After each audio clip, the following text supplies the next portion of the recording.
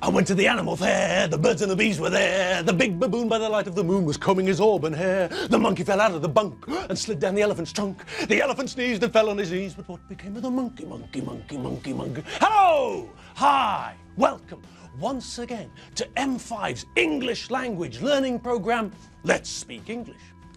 I'm Gav Duncan and I'm here on your TV to help you learn English. Now, are you sitting comfortably? Yes? Good. And are you ready for today's lesson? Yes? Good. Okay, well, let's learn English together. Hello, people. Hello, hello, hello. Welcome to the show. And how do you all feel today? That's something that we'll come back to soon. But until then, well, are you all sitting down? Yes? Good. And I presume that you've all got a cup of coffee or tea or something else. I mean, it's entirely up to you. I like coffee, but you might prefer a soft drink or maybe a glass of fruit juice. Perhaps you're someone who likes carbonated drinks, drinks with bubbles, carbonated drinks, fizzy drinks. Anyway, the point is that you should be relaxing on your sofa or sitting on your chair with a drink of something you like in your hand or close to you, on the table or something. But don't forget to put a coaster like this under the glass or cup. Because if we remember to put a coaster under the cup or glass, we can be sure that we won't damage or harm the piece of furniture underneath. This way, with a coaster, with a small mat under the cup or glass, there won't be a nasty mark like this on the table afterwards. All right, always remember to put a coaster under your drink, otherwise your mum will shout at you. I remember my mum always shouted at us, and now I always remember that was one piece of information that was really drilled into my head. And speaking of drilling information into heads, what's happening with the animals? We haven't heard from Gusti, Margot, and wonderful hairy Nigel for ages, have we? I think we'd better check up on them and see how they're getting along, don't you? And you all know what that means, don't you? Yes, we'll have to speak to Ivan. He's the keeper of the animals when we're having our lessons. He's the man who looks after the animals when we're learning English.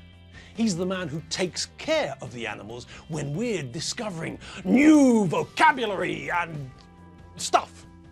Ivan and his team, Yuri and the others, they're the people who keep an eye on Gusti, Margot, and our wonderfully hairy, noisy friend Nigel. Ivan, Yuri, and the rest of the team, they're the babysitters. Okay, all right. Enough talk about Ivan and the rest of the team. Let's ask them how they're getting on. Well, yes, Gav. We had a great Christmas and New Year's Eve. The animals got some nice presents from Yuri and the team, and we had a special party on New Year's Eve with the animals. My God, Gusti can really dance. Even Margot woke up for a few minutes. At midnight, Nigel entertained us with some, how do you say, yodeling. Yes, that's it.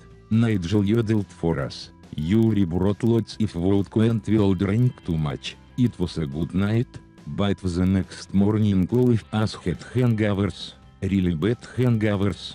Oh, blimey. Well, it sounds like Ivan, Yuri, and the rest of the team had a pretty exciting Christmas. And their New Year's Eve party sounds like it was pretty wild too. And speaking about New Year's Eve, how did you all feel on Monday morning? Did you have any problems getting out of bed? Did you feel as though the morning had come too early? Was the alarm clock too early for you? Did you wake up feeling like you were dead? Something like this. Yes, yes, eyes closed. Well, eyes that just won't open. And did you look like that zombie in the picture? Did you look like you were half dead? Was your skin a strange green color? Now, we all know what the problem was, don't we? Yes, you partied too hard on New Year's Eve, didn't you? You danced more than usual, perhaps dancing for the first time since Christmas, or for the first time since your wedding several years ago. And why did you dance more than usual? Yes, it was because of the alcohol, wasn't it? Yes, alcohol, the demon drink, the stuff that makes you feel great. Younger, fitter, more attractive, funnier, more attractive, better at dancing, more attractive, and more attractive. Yes, when we drink, we relax, we have more fun, we laugh more, ha! We find it easier to speak to other people. But then, as we all know, we normally drink too much, and then, well, then we wake up feeling like this. Whoops! It looks like Kermit had a bit too much to drink last night, didn't he? Now, let's think about how you felt the morning after New Year's Eve. You felt terrible because you drank too much. Well, more than usual at the party on New Year's Eve. And now, well, who remembers? What is the problem? What is wrong with you now? Who remembers? It was a long while ago, but when we first started to get to know the Benchfields, we learned that Alfredo Benchfield likes a drink. He was always in the pub. And last New Year's Eve, Alfredo and his brother-in-law, Gordon, Alfredo's wife's brother, Gordon Taylor, the receptionist at the Fabuloso Splendido Hotel, well, they had a bit of a party. Do you all remember? Yes, now it's coming back, isn't it? And what was that language again? The language that they were using to talk about how they feel. Yes, that's right. They were using that word we all remember, the word hangover. And do you all remember how to use this word? That's right, of course you do. Hangover is a noun. The noun which means that someone has got a headache and maybe a stomachache because they drank too much alcohol. A hangover is your body's way of telling you that last night you drank too much. So there are various symptoms that we associate with hangovers. And what's a symptom when it's at home? Well, a symptom is something which indicates something. A symptom is something which shows a doctor, for example, that you've got a disease. If the doctor thinks that you're a zombie, then the doctor will look for symptoms, signs to confirm that you are a zombie. You know, no pulse, bad breath, I mean, really bad breath, staring, dead eyes, a desire to eat people. All of these things are symptoms of someone being a zombie. If the doctor looks at you and sees that you look dead, sees that you have really bad breath worse than a homeless dinosaur's armpit, and let's face it, that's pretty smelly. And then, if the doctor tries to take your pulse to check that your heart is beating normally and finds that you haven't got a pulse, and then the doctor sees that your eyes are staring, dead eyes, and you're looking at the doctor as though you want to eat them, then the doctor will conclude, will decide, because you have all of these symptoms, all of these things which indicate that you probably are a zombie. All of these things which show that it's likely that you are suffering from zombieism. These symptoms will tell the doctor that you probably, most likely, are a zombie. So, those are the symptoms for zombieism.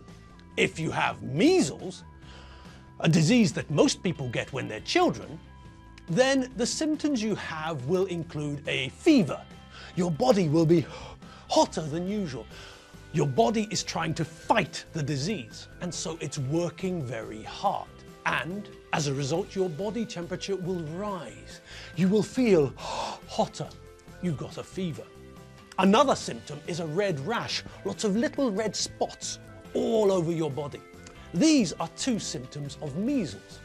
So, Those are two of the symptoms for measles, and we know some of the symptoms for zombieism.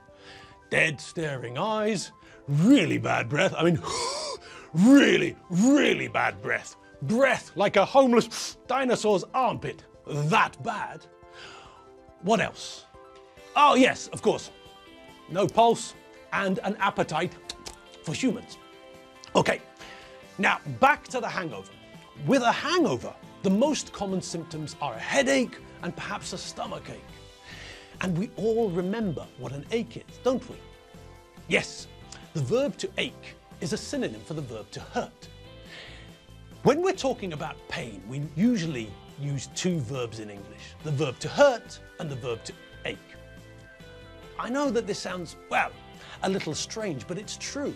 In English, we only really use those two verbs when we're talking about pain. For a lot of people, it's more usual to use an adjective to describe pain.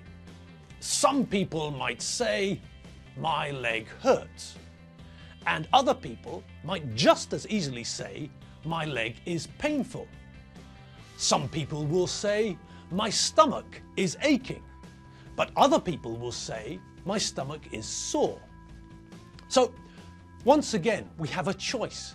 We can use a verb, either the verb to hurt or the verb to ache. Or, alternatively, we can use an adjective, something like sore or painful. Again, it's your choice. Using a verb works well, and so does using an adjective. It's entirely up to you. Now, there is one more thing that we need to think about. When we use the word ache, we often use it with particular specific parts of our bodies.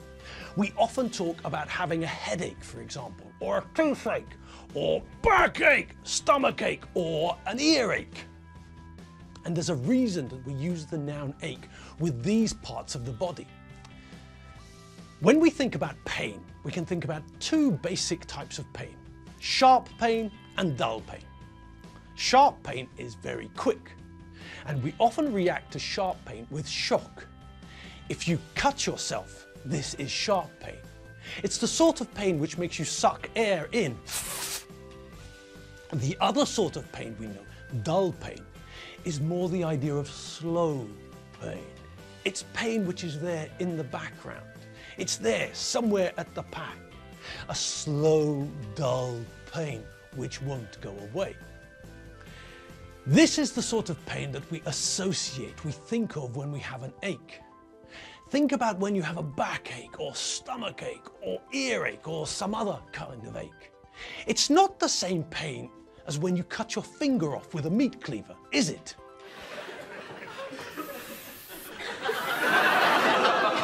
Right now, it's simple enough. There's potatoes anglaise, sprouts a la water, and turkey a la oven. Yeah, that's great. That should get their taste buds going. I don't know, Eddie. When it comes down to it, there's only me and Keith Floyd left.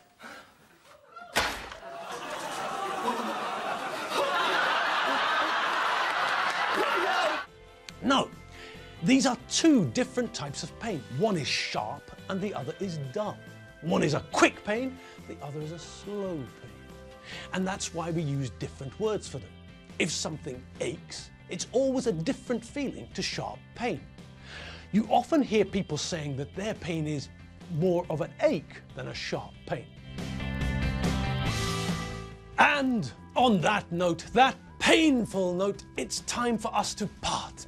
Yes, I know it's painful, but we have to do it. We have to part. I have to go home, and you lot, well, you don't have to go home, you're already there, at home. But there are obviously loads of things that you've got to do.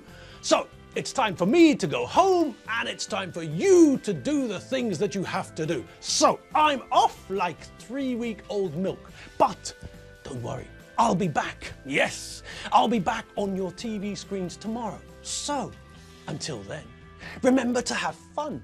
Remember to give the animals their food. And remember www.mediaclick.hu. See you later. Bye.